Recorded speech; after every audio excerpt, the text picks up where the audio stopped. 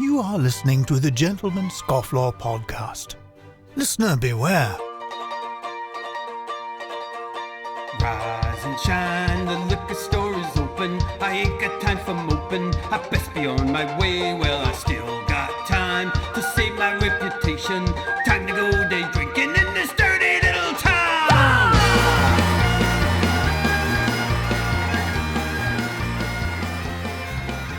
Good afternoon, everybody. Welcome to the Gentleman Scofflaw podcast. I'm your host, Jordan Crowder, the podcast for the rebel and the Renaissance man. Joining with me today is my good friend, Paul Turbiak. How you doing? Thanks for joining me, man. I'm doing great. Thanks. Thanks so much for having me, Jordan. It's always great to catch up. And, this is the only way that, men our age get to catch up nowadays is by being on each other's podcasts.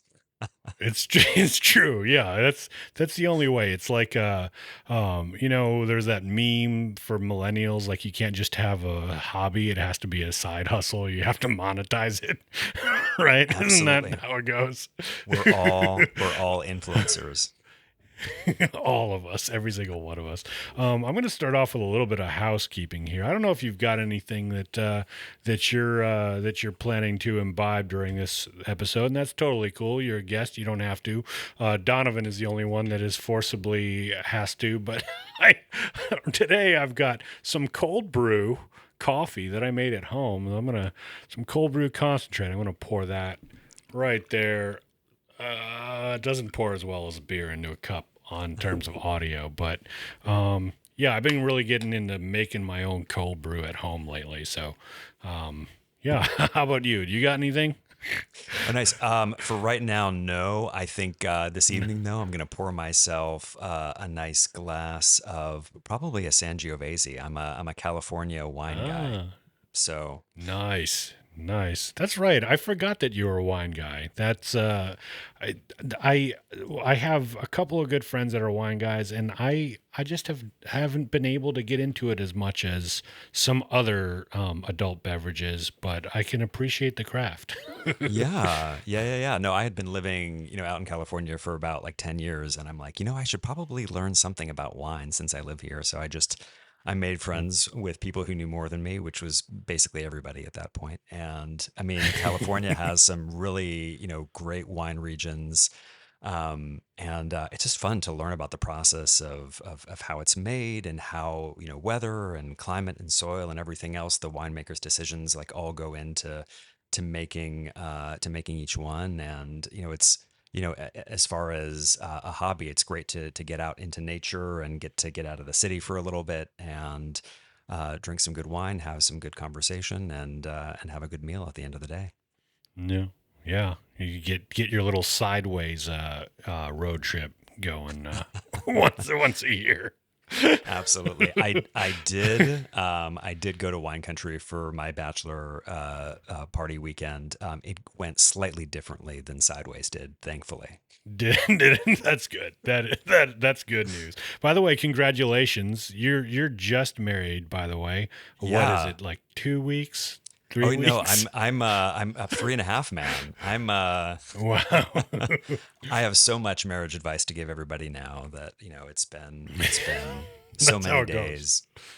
But no, we're doing great. My wife Anna and I just had the most fantastic wedding, remarkable honeymoon, and we've been back now for a little over a week and just getting settled in to being roommates and just having our lives together, which has been really Yeah. fantastic. Anything that annoys you yet in terms of being the roommates part? No. I'm just kidding. I'm putting you on the spot. No. I mean, hey, I'm sure that's coming. Well, and I think it's more a question of like, what do I do that annoys her? I think, we've certainly learned that I'm more particular than she is. So I think it's these things that, and I've heard my, married friends talk about it, that you're like, I never knew how important like making the bed was a certain way until But Yeah. no, we're very much still in like we're back in the real world, but like emotionally we're still very much in honeymoon land. We're just waking up and being like, I can't believe you're here.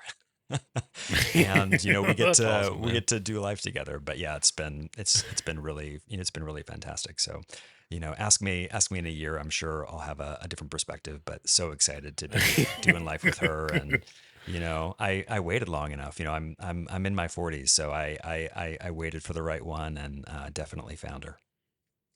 That's awesome, man. That's so great to hear, and I can't wait to meet her when next time we hang out in person, whenever that is. Next time I get to California, I and know. you could Yeah. always come to Oklahoma City. I drove through once. I've done a couple cross country treks. So I think I was Okay. there for, 15 minutes or however long it takes to drive through. But yeah, no, always Yeah. appreciate, our time together. And, I remember when you were leaving LA, and like you and Lacey had, I think you guys had a funeral for your, Yeah. Yeah.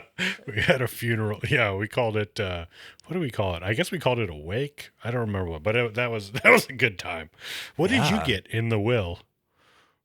I'm sorry. We did this thing where we gave all of our friends stuff that we didn't want to pack to take with us when we moved, but we set it up as if it were in a will and we're leaving it to people. So what did you get? I Oh know I yeah. gave No, you no, something. that was great. No, yeah, you gave me this awesome messenger bag. So, which was Oh, like, I mean, that's right. yeah, so I'm not a cool guy. So whenever someone gives me something like that, I'm like, oh great. So like that actually has become like my actor rehearsal bag. So like when I'm in rehearsal, like I have my Nice. script, all of that stuff in there, and like I walk into the room and people think I'm cool, at least until I open my mouth. That's awesome. I love that. I love that it's getting a second life. You know that I got that bag. This is great for the listeners. I got that bag my senior year in high school as a Christmas gift from my aunt. Oh wow. Yeah, yeah. Back when they used to make things well, right? Yeah. No, it's good quality, and I mean, yeah, glad that it keeps getting life. So you touched a little bit on something. I wanted you to kind of introduce yourself a little more to our listeners. I mean, you're an actor. I'd love for you to kind of tell them a little bit about your background and what you do. Yeah, yeah, yeah. I mean, I'm something of a jack of all trades. I'd say that, growing up, my parents did what, like, I think all parents, should do, which was, expose your kids to as much as possible as far as, different interests and things in life. So I played every sport. I was in band. I was in choir. And I also did some plays. And I always just loved storytelling, and so I enjoyed writing, but like I really loved story, and particularly getting to like jump up on stage, and I was really good at memorizing, and just really gravitated towards playing other characters and being other people. um, so I didn't actually think that there was a career in that, but then when I went to college, I had a professor who had cast me in a play, and uh, was like, I think this is something you should really consider. And it began an internal conversation. And a year later, I changed my major. I was an actor and was off to the races. So then that took me to grad school, which was what brought me out to California in the first place. I went to Cal Arts, which is a great experimental school outside of LA. And after I graduated, I figured out, well, I'd check out LA for a little bit, and that was 20 years ago. So still here, still doing the acting thing, and it's been just an incredible experience, and I've really made LA home, which is crazy for someone who grew up on the East Coast. And like LA was, it could have been the moon. It just seemed so far away, and now is home, and I love it here. That's awesome, man. What in terms of acting, you've been doing it for 20 years. What's a play or specific role or something that stands out the most that you wish you can go back to do or proud of having done? Oh man, I get bored really easy. So I think one of the things that I really appreciate about acting is that like you get to like jump in different ponds, and live in different worlds. And whenever I'm doing one thing for a while, I kind of want to do something else. So I've done a lot of Shakespeare, so I really have a love for that. And so I've done probably a couple dozen, Shakespeare plays professionally, and so everyone that I do, I've done. I think you came and you saw. I was in Yeah. Julius Caesar. I Yeah. got to play Cassius, and then I got to do The Tempest, and got to play Ariel, and did Merry Wives of Windsor, and played Dr. Caius. So it's been fun to sort of jump in those different worlds. And with Shakespeare, I think if you're an actor and you can do Shakespeare, you can really do anything, because what it asks of you as far as language, as far as character, and certainly doing outdoor Shakespeare, which is what I did. You have to be able to communicate for hundreds or thousands of people, sometimes without a mic, and so you learn great vocal technique and training. um, but then, beyond that, I've done a bunch of other plays. I just did an original play last year in Los Angeles that was called Pascal and Julian, which was a two-hander. So it's a 40-year-old adult and a 12-year-old boy, and just this unlikely friendship that happens over the course of a year. Um, and was really redemptive and powerful. And that was running during the election cycle. So when everyone was more than a little tense in the world, it was nice to be Yeah. doing a story that put forward uh, a more redemptive offering of what might be possible between people. So yeah, and then up next, I'm playing King Louis the Ninth, who was a king of France back in the 1200s, and was a Catholic saint, and so yeah, I get to keep reinventing myself with every project that comes my way. That's awesome.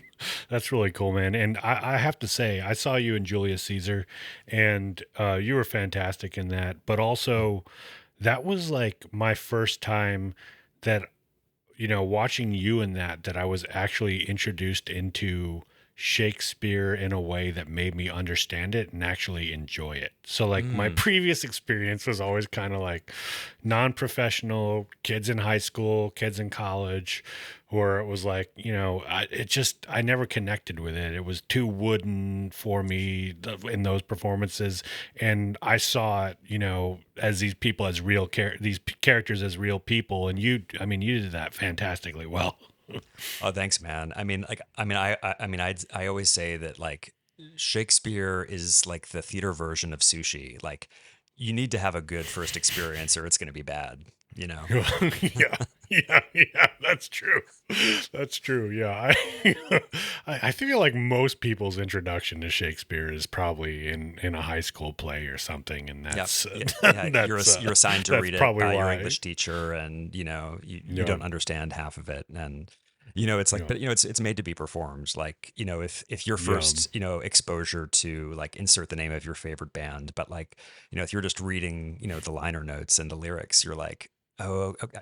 Okay, and then you actually, like, you hear the music, and all of a sudden you're like, oh, now this makes sense. Like, it's meant to be, yeah. it's a sonic experience. I'm not supposed to be reading it. Yeah. Yeah. The closest I ever got was I had one substitute teacher for my English class, and he actually jumped up on a table and started going into a monologue. And I was like, this is cool. I wish we did more of this in English class. Yeah. Very, like, Robin Williams, Dead Poets Society. Exactly. Exactly. And he had like a hernia belt too. So I'm surprised that he did Oh, that, wow. but he was committed. He was definitely committed to the bit. If the role asks for it, you have to go there. Well, I Yeah. think my Yeah. my first experience of you was watching you act. I saw, like, I saw one of your videos, and, like, I mean, for the listener, like, Jordan is a very thoughtful guy, but he plays a great dummy on screen. You know. Thank you. I appreciate that. I I don't know if I would call my characters dumb, but no, Well, it's just you have that no, you I have that appreciate ability to just that. be, go completely blank. And I remember when I actually first met you in the real world, I'm like, oh, actually, he's pretty thoughtful and smart. Who knew? Who knew? Yeah, those were fun back. I haven't done a lot of work like that lately, although since I moved to Oklahoma City, I got really into like doing more commercial acting, like I say local regional stuff. So people listening to OKC, they may have seen some stuff, but again, it's kind of always falls in that kind of role, the kind of dumb goon that that gets things wrong and stuff. So I've found a niche for myself. And we all have, it's funny, there's the way that other people see us, and then there's the way that we see ourselves. And when you understand and can embrace, oh yeah, like when I walk into a room, people assume X about me. And you can either prove them right or prove them wrong. So, like as an actor, you can either confirm that, or you can, subvert their expectations, and that's where some of those like fun surprises. You have that one character that you're like, oh, they're such a good guy, and then they turn out to be the villain at the end. Like those are those are the fun ones, at least for me. But certainly with commercials, like you want to be able to be like, oh, I know who that person is, and there's that immediate recognition of, oh, they're the cool mom, they're the clueless dad, they're the quirky neighbor. Yeah, it's funny because I didn't do a ton of commercial work when I first moved to LA. I didn't really stick with acting like the way someone like you does, because I was always more behind the scenes sort of person. But my commercial agent, when I first started with him and I met with him for the first time, he's like, I don't even know that he saw anything of mine, but he sat down and he's like, "Yeah, you're gonna be great. I've been looking for a Seth Rogen type."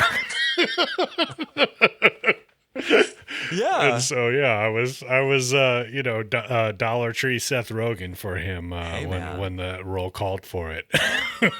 I love that. I mean, if that's not that's not your brand now, Dollar Tree Seth Rogen. Yeah.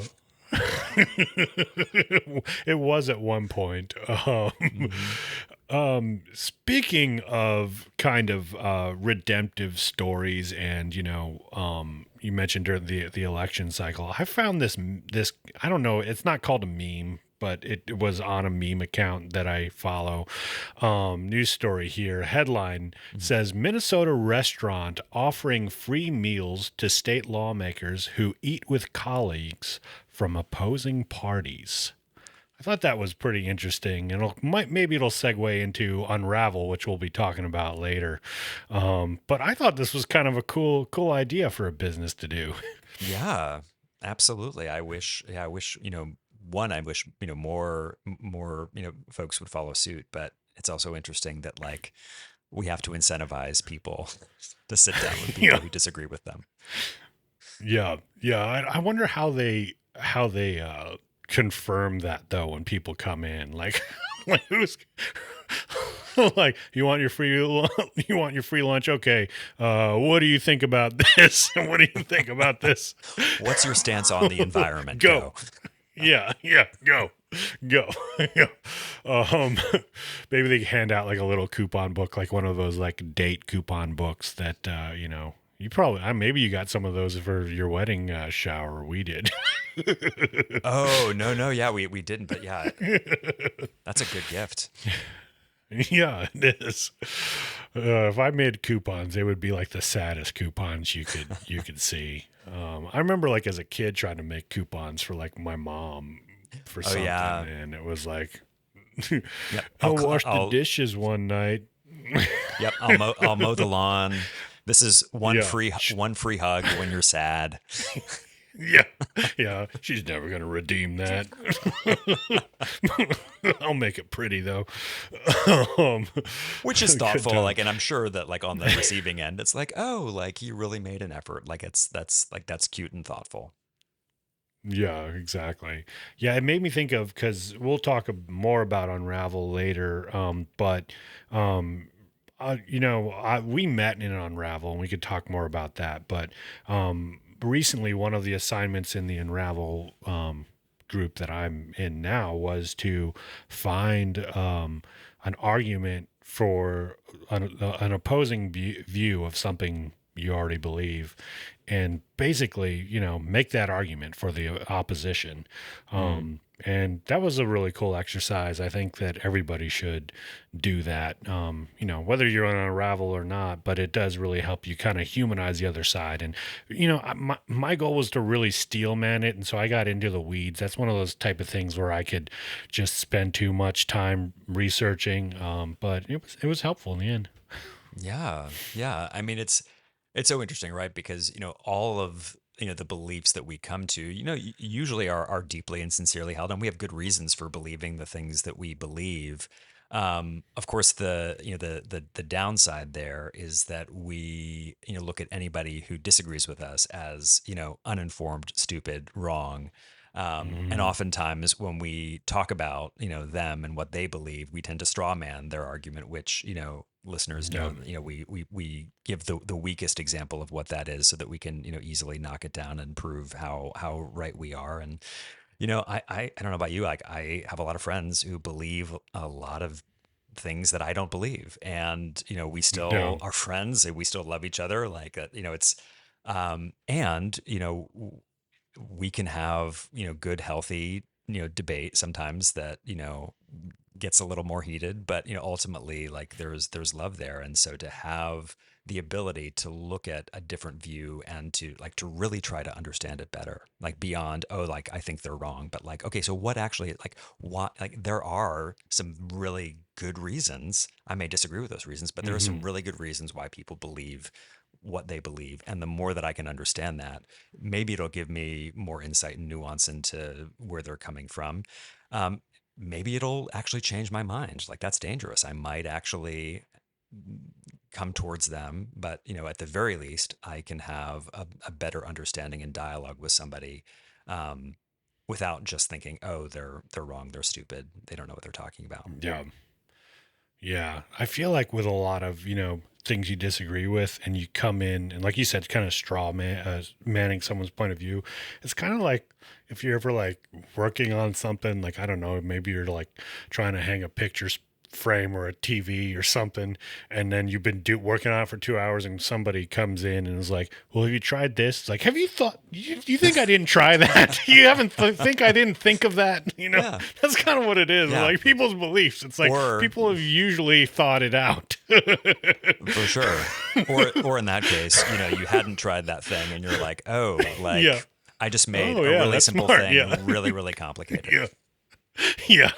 That's true. Yeah. Yeah. That's hopefully that's where it goes. Yeah. Is you gain something from that. But yeah, totally pivoting here. But I thought this was something maybe you'd appreciate as a cultured man yourself. Hmm. Um, I saw this meme going around, never heard of it, Hmm. of this Japanese art style called, I don't know how to pronounce this, but called Higassen. Have you heard of this by any chance? I have not. I mean, context clues. I think I know where you're headed, but please continue. Okay.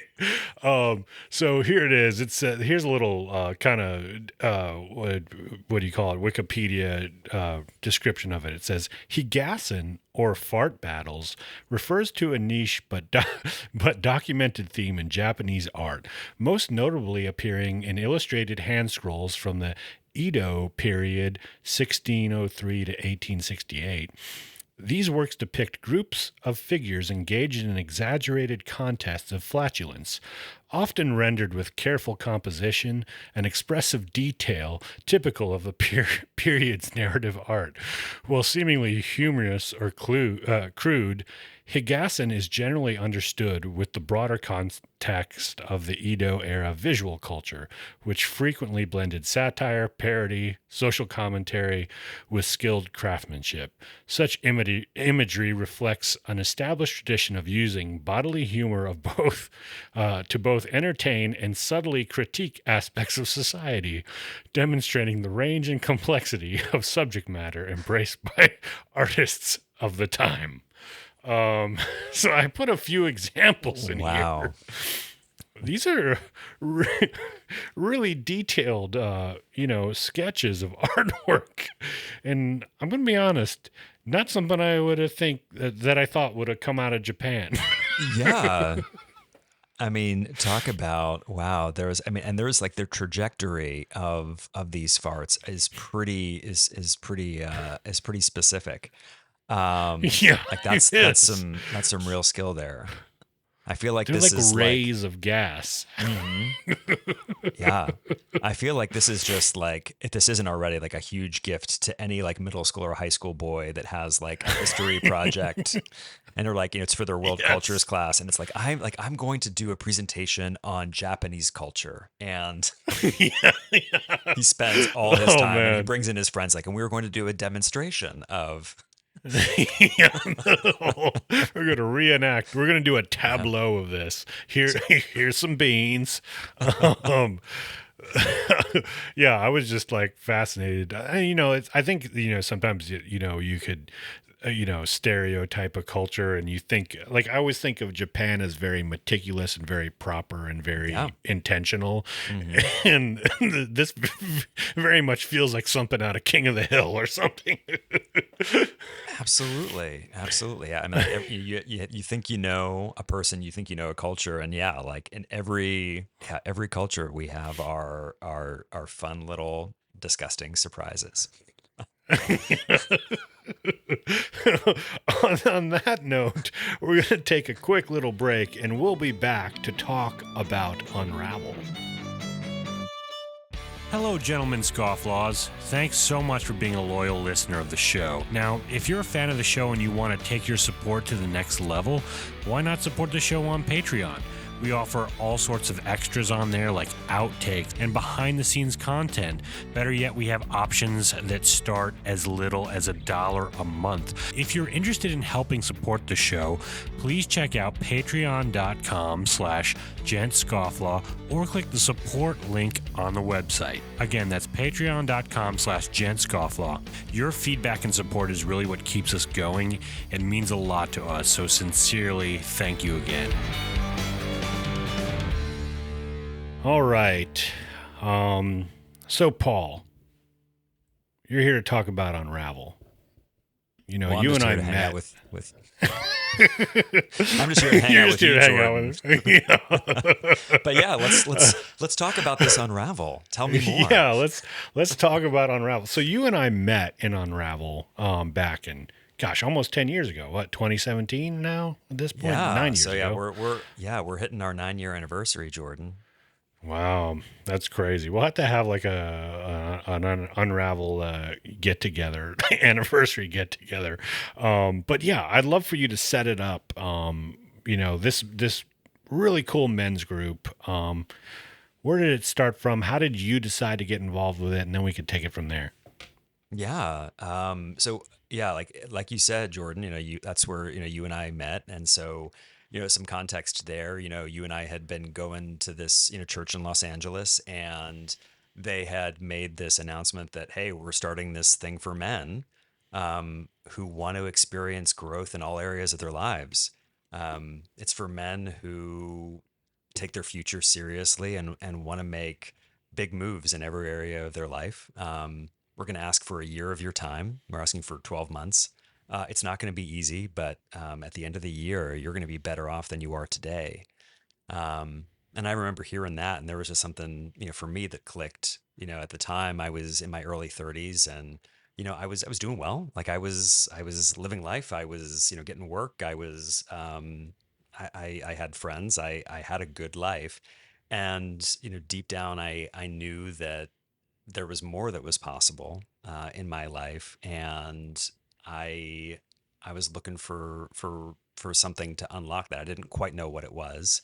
And so I signed up for this group. And so I showed up at this guy's house and at 8 p.m. And there were, seven other guys in the room. One of them was Jordan. And um, I just remember going in not knowing what to expect. And, what it ended up being was a group that did what it promised, that it helped each of us to grow in our lives over the course of a year.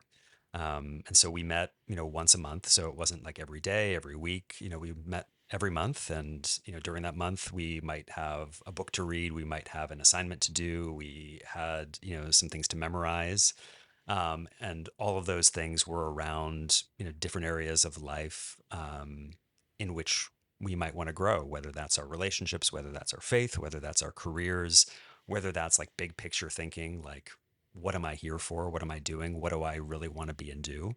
And then through those assignments and through those conversations that we had every month, we began to figure out some practical ways to actually do the things that we wanted to do in our lives. And along the way, like, we became really good friends too. I mean, half of the people Yeah. in that Unravel group were at my wedding. Um, Jordan would have gotten an invite, but he was out of town. But um, and yeah, and that was, that was what Unravel did for me. And when I finished, I knew that I was a better man, and I wanted to keep that going. Yeah. Yeah, that's awesome, man. I remember when I first joined too, I was kind of like in a similar place where, I think a lot of men, get stuck, especially in their 30s, when you're like, I don't, people say 30s are the new 40s or whatever, whatever that means. But, like, especially like in a place like LA where it's very easy to get there and you're working on something and time goes by, so quickly. And then you realize, oh, I'm in my 30s or 40s and I need to have some sort of purpose or trajectory in my life. And yeah, when that came around, it's funny because the guy who was heading it at the time, and I know he's still involved, a good friend of ours, Mark Jordan. I emailed him to join on the last possible day of the deadline to join, and he told me I Mm. missed the deadline, but I didn't because it was in the email, like in the email thread. He's like, "All right, you're good. You can join." Just snuck in under the wire. Yeah, yeah, just under the wire. The one time I was right with Mr. Mark Jordan was was on the deadline for Unravel, but yeah, it Love that. was it was really cool to join that. But yeah, I'd love to know about kind of like what you do with Unravel and what your position is there now, and talk. We could talk about different aspects of why a man would want to join Unravel, because it's expanded quite a bit since just being at a church in Los Angeles. Now it's kind of a global thing, right? Yeah, yeah. I mean, it's, we have people, come to, our website, unravelgroups.com. We get visitors from, men all over the world now, which is kind of crazy that, it started, the first pilot group for Unravel was almost 10 years ago. Actually, this April, it'll be 10 years since the first, pilot group launched in a church in Los Angeles. So it's really, Wow. come a long way. And it's been exciting to see, what's happened in the past 10 years, what, men have gotten out of it, and certainly what God has done. Part of it is um, uh, the work of a lot of us, but ultimately, the hook for Unravel is that it's about growth, it's about pursuing progress, but all of that is within context of your spiritual life. So you don't have to be a Christian to participate. That being said, everything that Unravel is flows from the Bible, and essentially the basic idea is that, what are the most important things in life, and how do I go after that within the context of my life? And you had mentioned purpose earlier, and for my money, I think that all of us as human beings, we struggle with things in our lives, and we ask big questions. And I think for men specifically, the big question of our lives is one of purpose. Like, what am I here for? The question that we ask in Unravel, and that first meeting is, okay, so Jordan, like, what do you really want to be and do? Like, in your life, Hmm. like, what do you want to be? Like, what do you want to do in your vocation? And your, like, what do you want the legacy of your life to be? And that's a question that some of us might think about in passing. It might be one of those late night college questions. So, like, man, like, what do you really want to do? But we it's easy to get sort of sucked into like the daily routines and monotony of life, and sometimes we lose sight of those big questions of like, what am I really here for?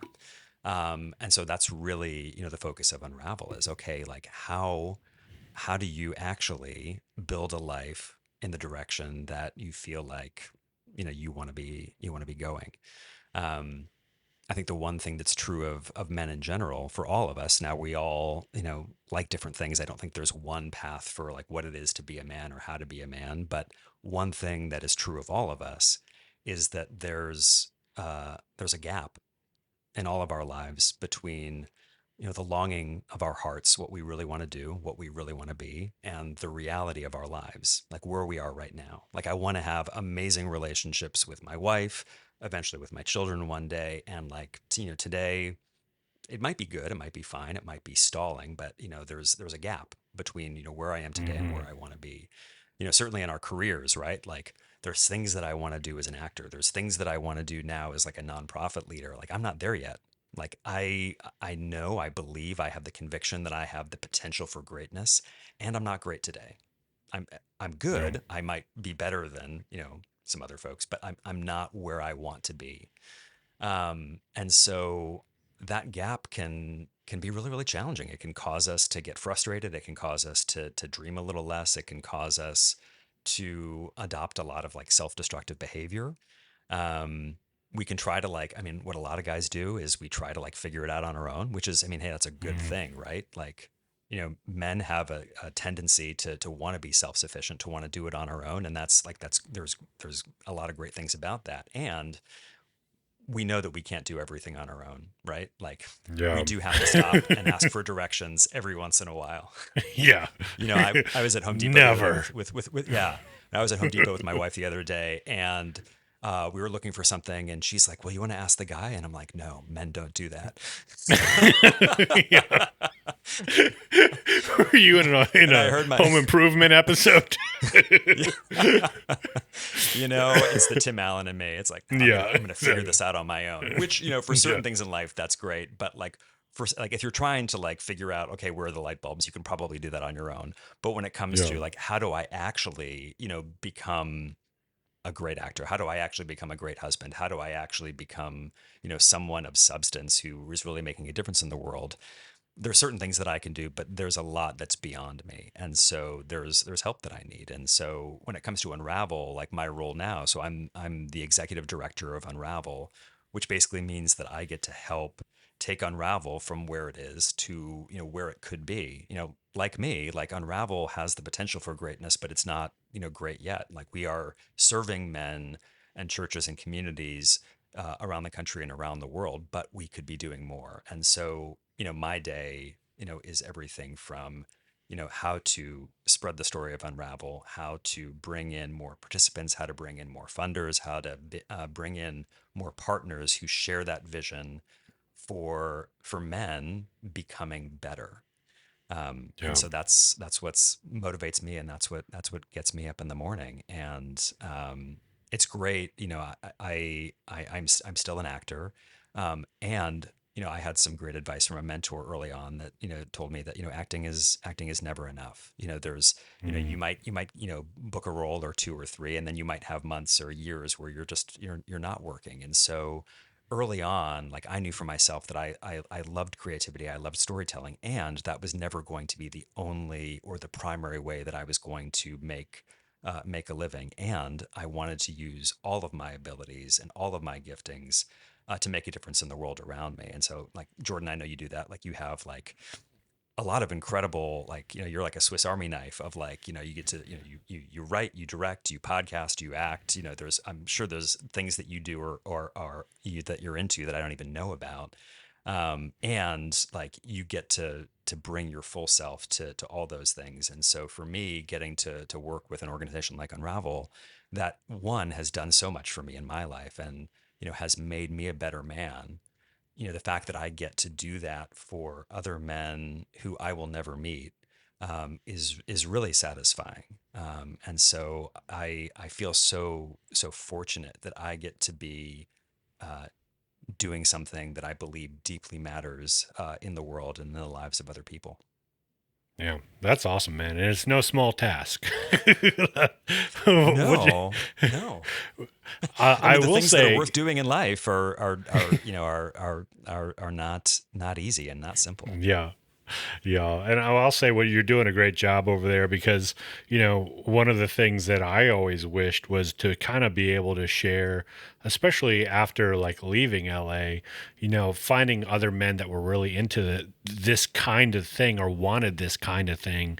But there was kind of no way for them to join. And now it's like, I could share a post on Instagram and let people know that, a class is opening up or that kind of thing. And people around wherever, on this podcast, if you guys are interested in any of this, you can sign up. We'll put the link in the show notes.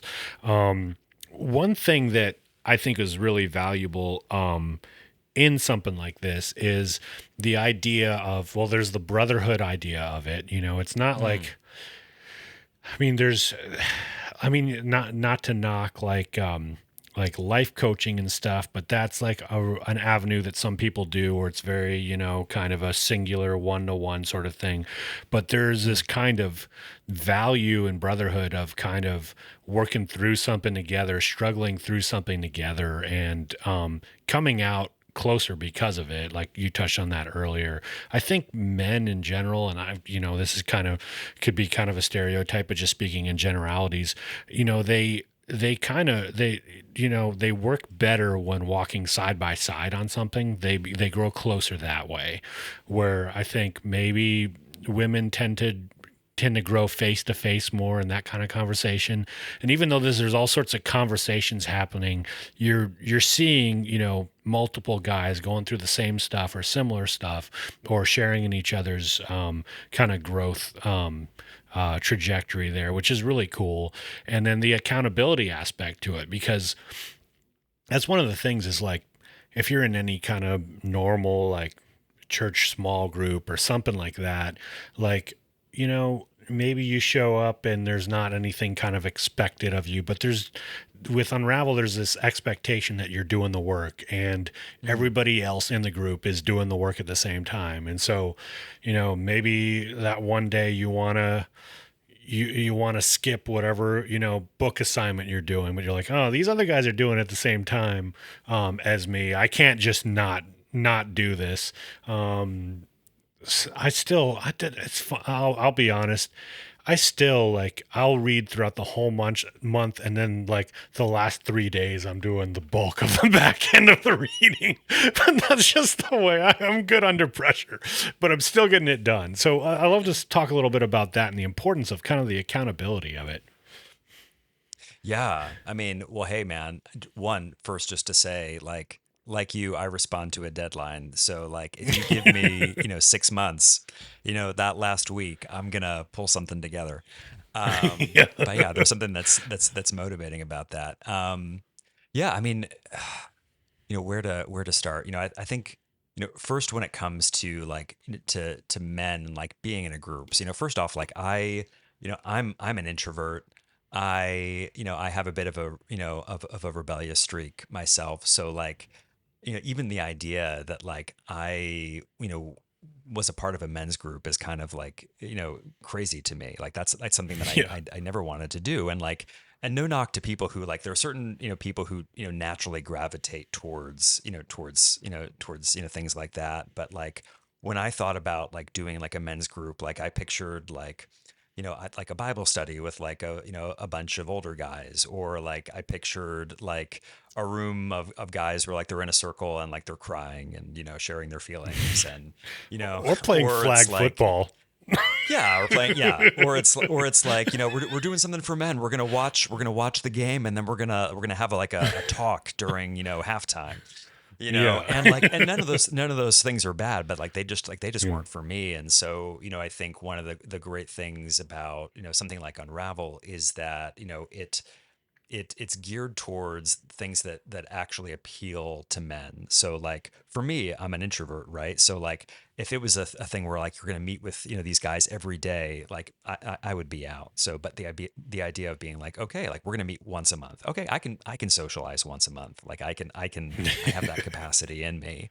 So, you have you have the communal, right? You have, the opportunity to gather together with other guys, but there's a lot of time where you're actually spending time on your own doing the work. So whether that's an assignment that you have, a book that you have to read, like there are things that you have to accomplish in that month. And there's something, I think about us guys that we do love a good challenge. When you're like, hey, like you're gonna do this thing, it's gonna be hard. So like I mean I ran the LA Marathon last year. Like I turned 40 and I'm like, you know what, like I'm 40 years old, but like I'm gonna run a marathon, and like I did it. And like it's hard, man, but like Yeah. it's so rewarding to do that. But like you're having to, like, I mean, I had to follow a schedule. I had to, like, there were Hmm. days where I woke up and I didn't want to run, or I wanted to sleep in on a Saturday, and I had to like go and do the thing. And like there is a joy that comes from doing hard things.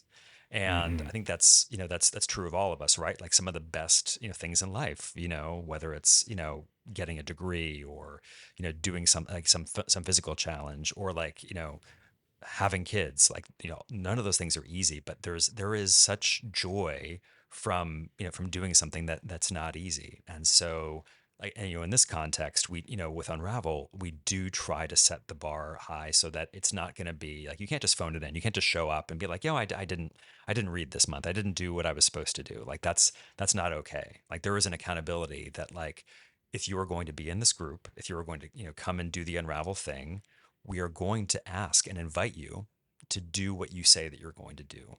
And, we're all going to do that together. Like the rules for Paul are the same for Jordan, are the same for the next guy. So we are all held to the same standard, and we're all asking something of ourselves. And like, yeah, some months, like, life happens, like work gets crazy, or there's a family thing, or you're tired, or you just don't feel like it. And like all those are, like, those are real, and none of those are excuses, to not do what you were saying you were going to do. And so, yeah, some months, you're up, late the night before finishing that chapter, or you're in your car, like memorizing, those Bible verses on your way to the meeting. There's been a few And of like, those for me. yeah, 100%. And we do that because we know that there's a reward on the other side of putting yourself through the ringer like that. And it's not impossible. Like, I mean, running a marathon, like, anybody can run a marathon. It's hard, and like it's going to be a different level of challenge for different people. But it's really worth doing. So, as far as the accountability goes, the great thing about being in a group, now again, like as men, like there's a lot of things that we can do on our own, and there's a lot of personal ownership of, like, hey, like me, Paul, I need to do this thing. I'm going to hold myself accountable. But there's something about doing it in community with other guys. When you set a standard and you're in a room with other guys who are following that same standard, there's something that's really encouraging about that, because there's going to be days and weeks and months where, like, I don't feel like becoming a better man. Like I just want to sit on the couch. Like I want to watch TV. Like I like my brain is tired. Like I'm not. I have zero desire to do any sort of work beyond what I absolutely have to do. But I know that, next Tuesday, I'm going to go to that group meeting, and Jordan's going to be there. And like, if I don't do the thing, one, I'm going to feel embarrassed, and like, I'm going to be letting, myself and, the other guys down. And so that level of accountability, together with like grace and encouragement, because, right, you're going to miss the mark, and there is grace for that. But to have the ability to be in a community where everybody is trying to grow in some way, right? We're Yeah. all different, but like, when you surround yourself with people who want to grow, who want to be better men, it's going to be better for you. It's going to make you a better, person. If you're surrounding yourself with people who may be great people, but if they're not really making any progress, or they're not really doing anything about it, like, for me as an actor, if I want to be more creative, I want to surround myself with people who are also creative, because that will motivate and Yeah. encourage me into those habits that I want to have for myself. So the great thing about something like Unravel is, like, if you want to pursue progress, it's great that you're doing it on your own, but it's so much more beneficial if you are surrounding yourself with people who are after the same thing. It's going to look different, like how, you know, you, Jordan, want to grow in your life is going to look different from me. But the idea that we're both encouraging each other on that journey, we're not comparing our journeys, right? Like, I'm Yeah. comparing myself to the guy who I was yesterday, last week, last month, and you are too. And we get to, encourage and celebrate and support each other on that journey of growth. And like now that's been going on for 9 years. It's so, I love, Jordan, seeing how like your life and like when I first, met you, you were, I mean, you were doing great things, but like now you're a dad, you've moved across the country, you're up to a bunch of things. And it's so awesome to see like all the ways that you have, grown as a man in the past 9 years. And like, yeah, and similarly for, for me, hopefully I've made some Yes, you progress, and have I, for I sure. I look a little different than when you first saw me as you know as a single aimless actor guy living in L.A. Yeah, yeah. I mean, yeah, you've come a long way, but you don't have any gray hair like me. So, you're an actor, though. You probably dye it, right? Oh no, Just kidding. I've had like one little patch of gray hair, and like it showed up when I was 23 years old, and I Oh, freaked yeah. out, but like it hasn't like it's basically like for it's just it hasn't grown, it hasn't spread since then. So I don't know if it's just genes or God's grace, but I'm gonna stop the spread as long as I can. Yeah, stop it. Just pluck them out. I don't know if you're supposed to do that or not. But the first gray hair I ever got, or the grays I got, it was kind of like a Robert Kardashian stripe on the front of my head. Oh And wow. yeah, so I was like it was just kind of a weird look. Like, because everyone who has that always is a villain in like a movie or something. I was like, I can't have this. Yeah. Luckily, it kind of stopped there and showed up in other places. But Oh yeah, like a good streak and a beard is a yeah. great thing, especially for guys too. I mean, like yeah, like we begin to look, hopefully more distinguished and more thoughtful. It gives you Yeah, character. exactly. Yeah, I always tell people that I hope to look like a catcher's mitt when I'm older. Like that's what I want my face to look like. Like, no, no. Absolutely. You see people that just like yeah, like they're like this, their lives are written on their faces. It's yeah. Yeah. Yeah, it's really cool. So there are different levels of Unravel now. When I started, I guess it was just the first one.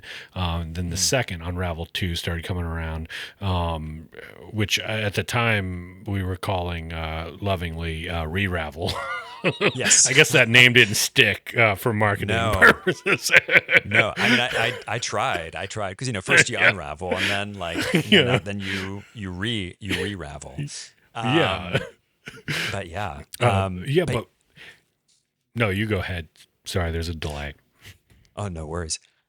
So yeah, so there are levels to Unravel now. So the first version of Unravel, which is the one that where you and I met each other, is now called Unravel One, and so that's the the entryway for guys to experience Unravel, and so that's a year long group, and the focus of that group essentially is to do what we talked about or what we're talking about. So how do you equip yourself for a life that really matters. And we tackle that from a bunch of different angles. And you emerge from that with a clear mission of like what you want to do in life, and then a practical framework for how to actually move that forward. And you're doing that in community with other people. Now, our vision for, what the Unravel community is okay, so like once guys are hungry for growth, like how do you sustain that? Like how do you go from there? So there's tools and there's resources that you can use for the rest of your life that you'll experience with Unravel One, but we have other environments for guys who are looking to continue that journey of growth. And so Unravel Two is called Lead. And so the idea is okay, now that you've gotten your stuff together, now that you have a toolbox with some tools for how to live a life that matters, how do you impact the world around you? How do you lead yourself? How do you lead your family? How do you lead the people around you? Um, and how do you develop yourself as someone who can make a difference in the lives of others? I think that all of us look around, and whether it's politicians, whether it's your boss, whether it's different figures in the world, uh, it's really easy to see leaders who are not leading well or who have gaps in their character or in their ability or whatever it is. And so the invitation with, Unravel 2 is, how do I build myself into a leader worth following? Whatever your influence Mm. is, because you're leading somebody. All of us Yeah. are, people are watching us, they're learning things, Jordan, I imagine as a father, like, intentionally or not, like your son's picking up on, things from you, and some of those things are probably, good, and other things are like, oh, I wish he wouldn't Yeah. he wouldn't have picked up that. And so, Yeah. I wish he wouldn't have gotten into pipe smoking so young. I don't know how that yeah, happened. you know, during recess, he's just out in Yeah. but yeah, so Unravel 2 is about how to develop skills as a leader. And so like it's awesome to see, again, similar in format, where it's just for 6 months, so it's a shorter time now that you've established some rhythms. It's like a focused group environment where you actually begin to build those skills and expand on the skills that you learned in the first Unravel group. And so, I mean, it's been awesome to see guys through that, and then to see how they've grown in their lives. So, like, I had a great guy who was in an Unravel 2 group that I led, and at the time he was working in a coffee shop, and he was putting the tools and the lessons that we were learning, like, into his life there. Like, he's not going to be at a coffee shop forever, but he wanted to practice those lessons that he was learning as a leader, where he was. And eventually that's going to lead to other things when he's now he's directing, he's doing other things in his life. He's now married, so like those tools and skills that he was developing then are paying dividends in the life that he's living now, and where he's going to go from here. So um, it's a really fantastic group environment, and I certainly learned a lot. And you get to learn from other famous leaders throughout history in the process, which is Yeah. pretty exciting. And Ye- so then after Unravel 2, if you still have an appetite and you're like, great, now what? There is Unravel 3. So, which is Very an creative ongoing. naming convention. Yeah, we thought, like, let's say Unravel 1, Unravel 2, Unravel 3. So, I mean, each of them have names too. So, but Yeah. but just for shorthand. But Yeah. I we named it that way so that even I could remember the names. Uh, Yeah. Smart. but then Unravel 3 is sort of an ongoing environment, and it was framed a little bit after the Inklings, which I don't know if you remember No. or know. C.S. Lewis and Tolkien had Um, this group of friends that would meet in Oxford, and like these were guys that they would share ideas, that they would share writing, like they were essentially getting to do life together and sharpen each other, and they would meet on an ongoing basis. And so with that group, it's a little looser in structure. Once you have learned all these principles, once you've gone through all this hard work, you meet up with these guys once a month, and it's really it's yours to do what you want to make of it. If you want to bring in an idea that you have, if you want to you know talk about something that has been frustrating you in your life, if you have like a concept or something that you want to like unpack a little bit more, if you want to go through a book, if you want to whatever you want to do. But essentially it's focused time with you and other intentional men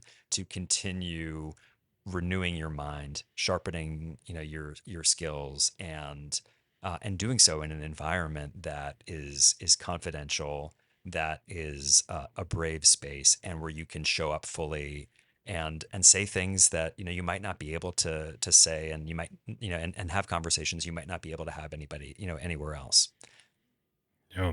That's awesome. Yeah, I love that structure, and I'm actually, full disclosure, I'm in Unravel 2 right now, and I think that you kind of touched on this, but I think it's very easy for people to hear, leadership kind of talk, or like a leadership course or that kind of thing, and think, well, I'm not a leader. Like I'm not a CEO, or I'm not a pastor, or whatever their idea of leadership is.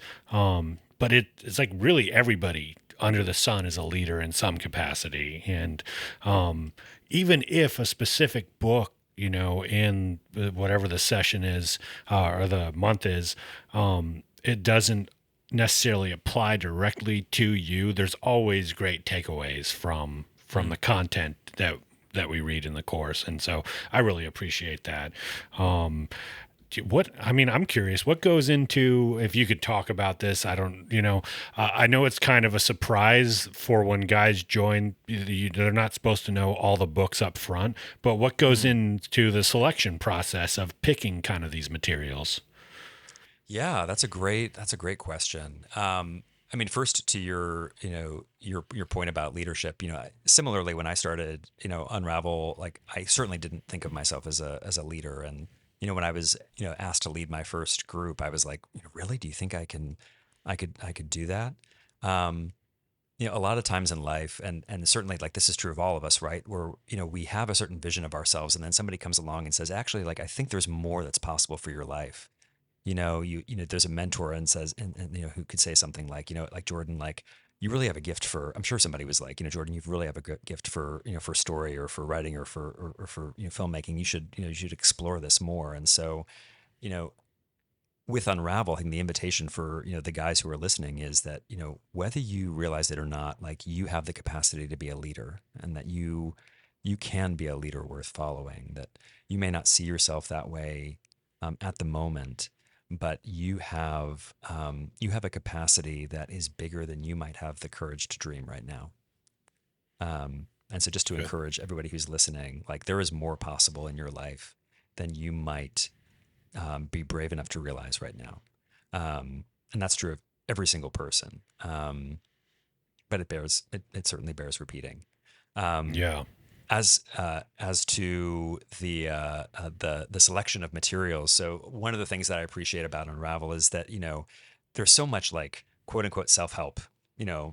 material out there in the world. Like there's so much wisdom. There are so many influence. There's so many leaders. There's so many voices that are like Yeah. showing you the perfect way to get a six pack in 15 minutes every day. Um, Whatever it is, and like there's so much noise that's out there. And so Yeah. one of the great things about Unravel is like essentially we've gone into like the world and brought some things that are really really impactful, and that really have made a difference in the lives of men. So like this is certainly not like an exhaustive list. This isn't everything that you'll need, but this is a good core of like of concepts, of material, of timeless truths and wisdom that is going to make a difference in your life. So fortunately, our team, our founder, all of them have been involved in a lot of environments, for leadership, for faith, for relationships, for life. And so we've gone out and found these materials, and we continue to refine and build that curriculum. So we're routinely updating things. We have some new environments. So for people who don't want to do a group, who are like, man, like a year is a long time, or I don't really want to do a men's group right now, that's not something for me. We have self-guided studies. We have Unravel Go, which is like a do it yourself thing that allows you to just sort of see what this idea of Unravel is all about. We have some Unravel labs, we call them. So it's the Unravel lab. So it's these short self studies on like specific topics. So like we have a lab on excellence. Like what does it mean to be excellent? We have a lab on relationships. Like how can I build better relationships? We have a blog so people can just come. Like I just want to like read something. Like I'm curious about you know having hard conversations. Like I want to figure Yeah. out how to do that. Like I want to learn how to be better at conflict resolution. So like they can come in, they can read our blog, and we've got a lot of people to our website and into our groups through that. Um, but that the process of selecting material, again, like there's so much information out there, and so Yeah. whether you do something like Unravel or something else, like finding sources of wisdom that are trustworthy is one of the most important things in life. And so Yeah. certainly, yeah, I mean, because there's so much out there, and Yeah. um, learning and discerning like which voices to listen to is probably one of the most important practices that you can develop in your life. Yeah, that's good. Yeah, I think that after Unravel 1, so there was a book we read that referenced a lot about Viktor Frankl. And that Yeah. led me into reading, Man's Search for Meaning, which wasn't Unravel reading list, but there's a lot of stuff in there. It's almost kind of like you said, like it's guiding you to the right wisdom, the trustworthy sources and stuff. And so out of that I ended up reading, I don't know how it happened, but I ended up reading Extreme Ownership by Jocko Willink, who we've had on the podcast as a guest before. But so it's like it's setting a great base, to kind of be discerning with some of that material, and then also like giving you some curiosity to some adjacent things to continue to reading all throughout your life. So that's what I really appreciated about it. And Unravel 2 has some fun ones too, some stuff that are kind of off the path that you wouldn't think would necessarily be on a leadership book reading list. Oh yeah, yeah. I mean, it's great. There's a lot to a lot to experience and discover. But certainly, to your point, to Jordan, like once you have an appetite for something, like it's gonna, take you to the next thing and the next thing and the next thing. And so, if you are serious about growth, like whatever you do, like start somewhere, and then that will give you an appetite. It'll also, it'll teach you that like you can be that person that can, you can experience growth. Like you can do hard things. Like once Yeah. you have a habit of like, okay, I'm going to read this book, and I'm gonna and grow in that area, and then that encourages you to go on to the next thing and the next thing. And so yeah, I certainly like I have a natural skepticism towards like anything self-help, Yeah. and Especially the thing is nowadays. that There's like even but since Unravel 1, there's so much more out there. absolutely, absolutely, and like on the other side of that, there's a lot of books and speakers and people out there who have a lot of wisdom and insight to offer. I was, reading, I remember reading Atomic Habits, by, James Yeah. Clear. And like, there's something about, and speaking of habit forming, like when you're changing your identity, when you're building those little habits, if you're not Yeah. a person who goes to the gym, like go for a minute, like literally go to the gym, go in there for a Yeah. minute, like, and like, you're not going to, get, ripped doing that. But what you are doing in that action is you are becoming the type of person that goes to the gym. Yes. Yeah. That's great. Yeah, I learned a lot from that book too. That Atomic Habits, and like there was a point too, like to the gym comment where I hadn't done anything for a while and was just trying to get back into it, and like for a week it was just me getting in my gym clothes every morning until I went. Like it was Yeah. just one of those things. Like it seems so simple, but it's just like, and then like, all right, now I just gotta go. I need to go work out now that I've done all this pomp and circumstance of putting on shorts and a t-shirt. I might as well do it. Yeah. Yeah. I mean, you gotta start somewhere. And like, Yeah. that's the thing too, right? Like every January you're like, okay, I'm gonna lose 10 pounds. I'm gonna read, X number of books. I'm gonna do this and that. I'm gonna, get a better job, whatever it is. And like, invariably by the end of January, beginning of February, you flamed out. So like wanting it isn't enough. You need to have some structure. Yeah. You need to have some goals. You need to have some motivation. You need to have some accountability. You need to have some support. Like all those things, work together. You can't just muscle your way into change. You need to have uh, some other things at your disposal. And then, certainly, coming from the faith perspective, at the end of the day, like I can do as much as I, can on my own, but I can't do it without God. There are things in my life that only God can do. And so like take my Mhm. marriage. Like I was dating for well over 20 years of my life. And that's, I mean, there's a big story there, but ultimately, like there were things that I was doing in those 20 years to become a better man. And ultimately, God was working on me and in my heart to help to make me the type of person to be worthy of my wife. Yeah.